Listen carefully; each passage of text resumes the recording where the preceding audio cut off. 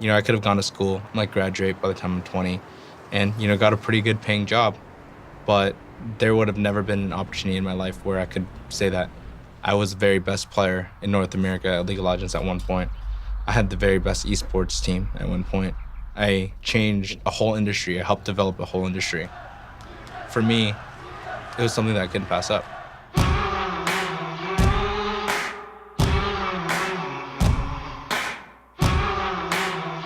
My name is Andy Din. I'm the CEO of TSM, and some people know me as Reginald.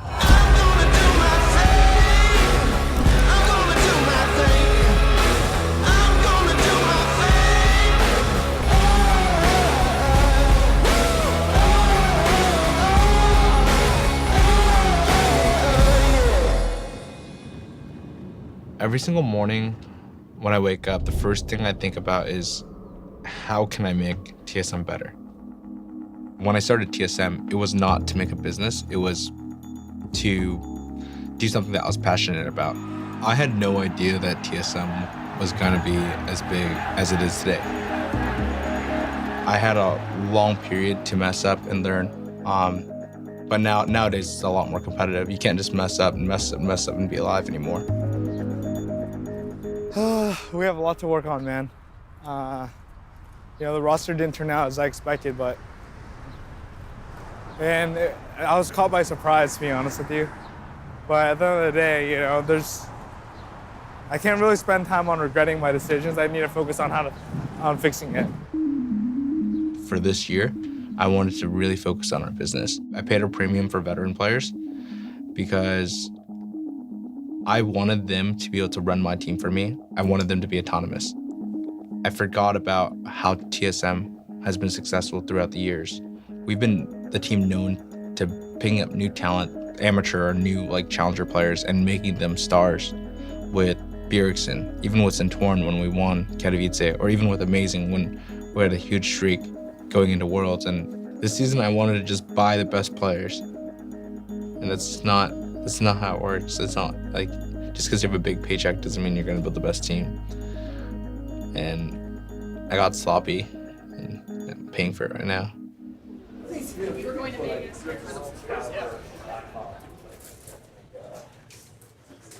Oh shit! Did you just play? Game. Yeah, we won, but it was so bad. Who'd I you like guys the play haircut, against? dude. We played Renegades, but Oh really?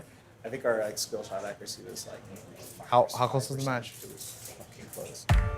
I needed a sales guy to sell ads for us on the website. And so I went to a meeting with Jack when I was, I think, 18. And that's kind of awkward because I was like a little kid. He looked like any 17-year-old. Yeah, I think he had a hat on backwards and like a tank top or something, maybe some shorts when I first met him. But it didn't take long after talking with him to realize that this kid is extremely driven to get what he wanted. Third time I actually met him face to face, he already asked me to leave my job and come work for him. To have this really young man come to me and tell me, hey, just quit your job and come work for me. I've got a wife, I've got a kid, I've got a mortgage. I'm like, absolutely no way, but I was impressed.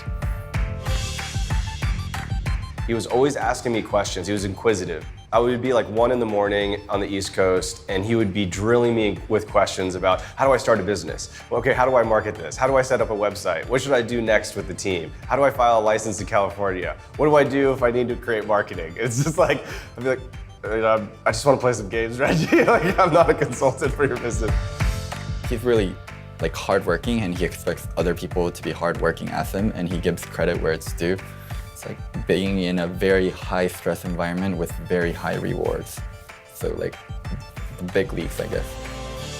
All right, guys, we're gonna go into playoffs soon, so I want you guys to play as clean as possible on stage, because it's really gonna help build our confidence for the next couple of weeks. Making sure that you don't fall behind in camps by jungling towards pathing and always calling it out actively. For you, roaming, times, mid-tower, and buy timers are the 3 things you should focus on.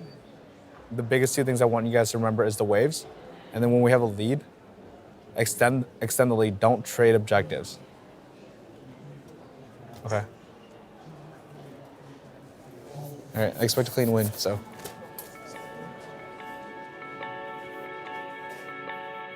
There is kind of a difference in public perception versus kind of like the real Reggie. I've seen him go out of his way to take care of players and also set the industry standard for player treatment. I think for someone so driven, so passionate, so about winning, like the fact that he has like a strict moral code is something very different. Andy actually does care. People that work for him, that's why they praise him. You might think he's a jerk, but he's actually extremely good to the people that are good to him. I don't think there are very many players who would say that they're ever mistreated by him. In fact, they'd say quite the opposite. I think the biggest risk I took was just moving into New York and moving into a gaming house in season 2. Right after Gamescom, when we lost to CLG on the big stage, I was sitting on the sidewalk just crying with all my teammates, just sitting there, like, we just lost after working so hard. How can we be better? How can we be a better team? And we all thought a gaming house was essential to doing that. It was not a calculated business decision at all. I just purely decided to do that out of passion. I wanted to compete, and that passion was more important to me than anything, money, or whatever it was. Reginald was really, really aggressive, and he understood what it meant to be a decisive shot caller. They might actually be taken by surprise by Reginald's aggression here. And the dash goes in onto Westers. Westers being forced to flash out, but Reginald follows him quickly. Ignites onto Westers. Westers tries to jump Reginald, but there's the Sonya's hourglass. And Dyrus is there to try to zone Nijak, and Nijak is going to take Reginald out, but not before Dyrus drops him as well. Here comes Chaos. There's a double kill from Chaos, and Odd One hits up the ace. In his prime, he was definitely top 2, if not the best in a mid laner, strictly just because he was able to make these kind of calls that would win games.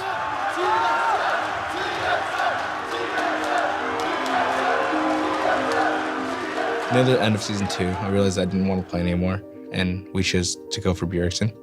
Picking up Bjergsen was pretty risky. There was a lot of veteran mid laners that wanted to play for our team, and we turned them all down. It was a huge payout. He ended up doing extremely well.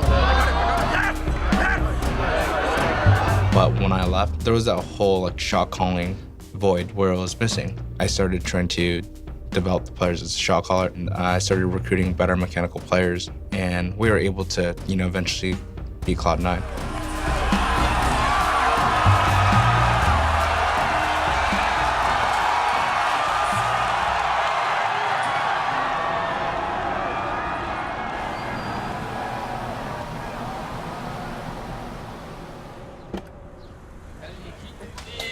Hey. And then the guy, how did he... Hey guys. What?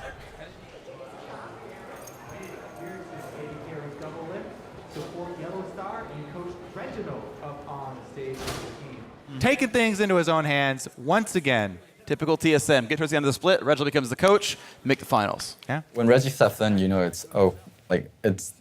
it's game time. Like, shit's going down. Like, we're actually gonna have to fucking step up. We're actually gonna have to do really well. Our jobs are on the line.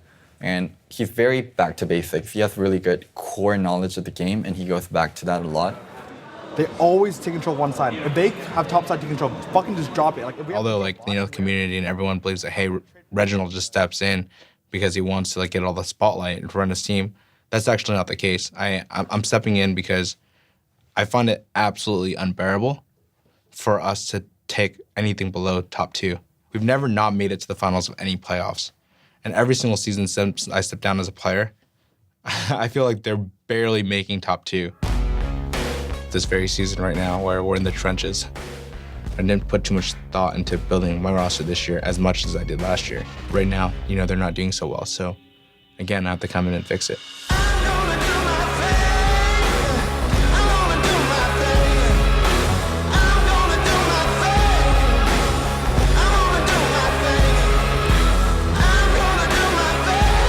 I think this is our best comp. You guys all agree? All right, let's lock it in.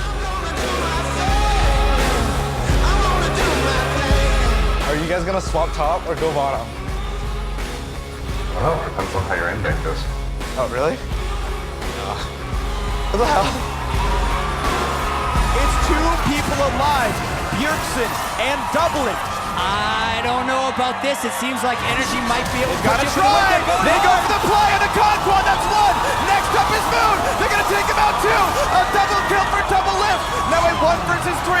Bjergsen to save the season goes in. Energy takes down TSM in a chaotic... sometimes things just don't work out the way you planned it. If they're not taking first in NA, then they're not living up to our brand's expectations. They're not living up to our fans' expectations, so if they go to playoffs and choke, it's on them, it's on us, it's on me. There's a lot of companies out there that don't recognize how valuable they are and are willing to sell themselves short or let someone else maybe push them around. That's not Reggie. It's okay to say no. It's okay to ask for a lot more and to recognize what you actually are bringing to the table. It's actually amazing to see back in the 17-year-old Reggie, he was the same way. He never undervalued himself and pushed the limits of what he could get to make sure that he could take care of his employees the right way. I was given an opportunity and I took it, and I was really lucky that I succeeded, but at the same time, I really paid my dues. I put in every waking moment. I want people to remember me as someone that's worked really hard and that's learned a lot. Whether it be like a negative experience or a positive experience, I've always taken that experience and I've learned from it. And I want my fans and people to see that things aren't so bad even when you mess up, because you can always learn. That's the way I see things.